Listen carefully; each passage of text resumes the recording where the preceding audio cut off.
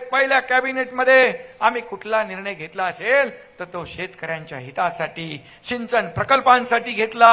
आणि मला अभिमान आहे, आमच्या 2.5 वर्षात 150 सिंचन प्रकल्पांना सुधारित प्रशासकीय मान्यता आम्ही दिली. या राज्यामध्ये विकास झाला, कल्याणकारी योजना झाल्या. माझ्या लाडक्या बहिणी पण इकडे आहेत. लाडकी बहीण योजना, लेक लाडकी लखपती, वयोवृद्ध योजना, ज्येष्ठांची योजना, युवक प्रशिक्षण योजना, सगळ्या योजना माझ्या लाडक्या बहिणींना मी सांगून ठेवतो.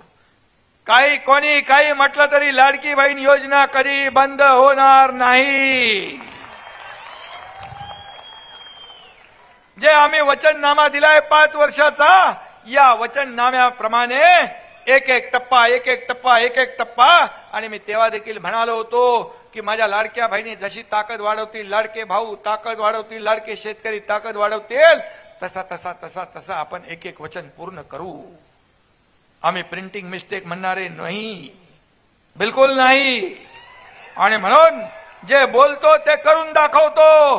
म्हणूनच आपण एवढ्या मोठ्या प्रमाणामध्ये दैदिप्यमान यश या विधानसभेच्या निवडणुकांमध्ये मिळून लँडस्लाइड मॅन्डेट मिळालं. आता जबाबदारी आमची वाढली आहे, आमची टीम तीच आहे, इंजिन तेच आहे. आता देवेंद्रजी मुख्यमंत्री आहेत. मी जेव्हा सीएम होतो तेव्हा मी अनेक वेळा म्हणालो, मी जेव्हा सीएम होतो तेव्हा लोक म्हणायचे चीफ मिनिस्टर, मी म्हणायचो सीएम म्हणजे कॉमन मॅन. आता सीएम देवेंद्रजी आहेत, मी डीसीएम आहे. आता मी म्हणतो डीसीएम म्हणजे डेडिकेटेड टू कॉमन मॅन. शेवटी सर्वसामान्य माणसाची नाळ जी आपली आहे, हे नाळ तुटता कामा नये. आपण जमिनीवरचे कार्यकर्ते आहोत आणि खुर्चीसाठी आपला जन्म झाला नाही. तर ज्या लोकांनी आपल्याला खुर्चीवर बसवलं त्या लोकांचे प्रश्न समस्या सोडवण्यासाठी आपला जन्म झालेला आहे. एका शेतकरी कुटुंबातला मुलगा, एका शेतकऱ्याचा मुलगा या राज्याचा मुख्यमंत्री होऊ शकतो.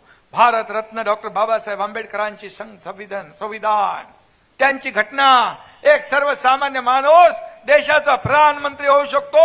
एक सर्वसामान्य शेतकरी कुटुंबातला माणूस, मुलगा मुख्यमंत्री होऊ शकतो. ही जनतेचे आशीर्वाद.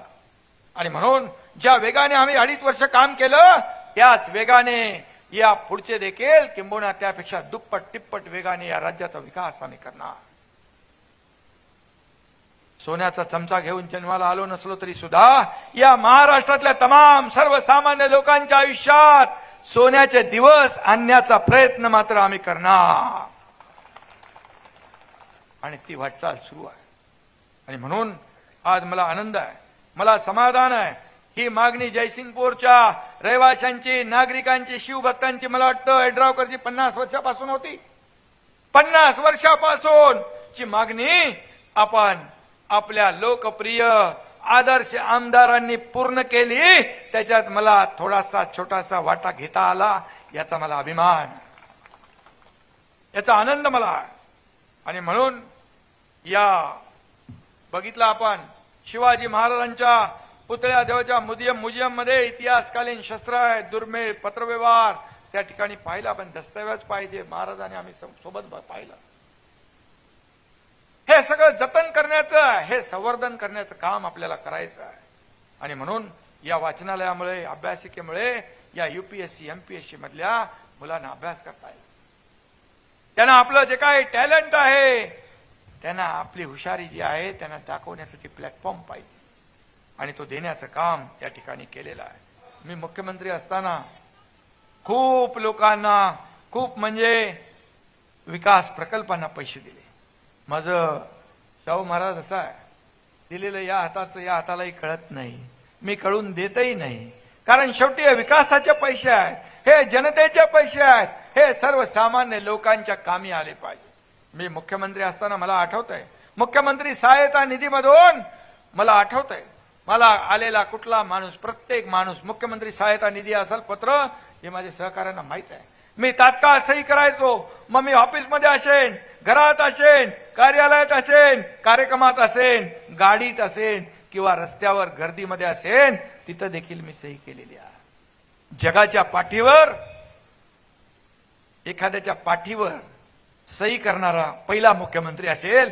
कारण गर्दीमध्ये त्याच्या लेटरवर सही करायची आहे तर त्यांनीच पाठ फिरवून त्याच्यावरच तो कागद ठेवून त्याच्यावरच सही केली.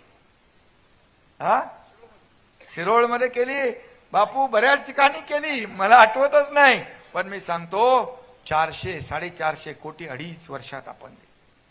पैसे कुणाचे आहेत?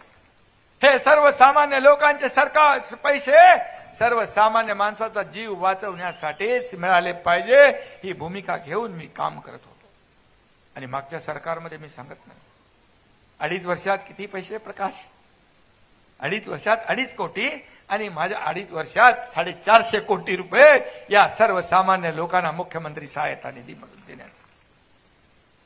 आणि म्हणून मग विकास प्रकल्प असतील, एकेका मतदारसंघामध्ये जे आवश्यक आहे ते देण्याचं काम केलं. मी होतो, मी सगळ्यात, जेव्हा मी आणि देवेंद्रजींनी दोघांनी शपथ घेतली त्यावेळेस पहिल्या कॅबिनेटमध्ये आम्ही कुठला निर्णय घेतला असेल तर तो शेतकऱ्यांच्या हितासाठी, सिंचन प्रकल्पांसाठी घेतला.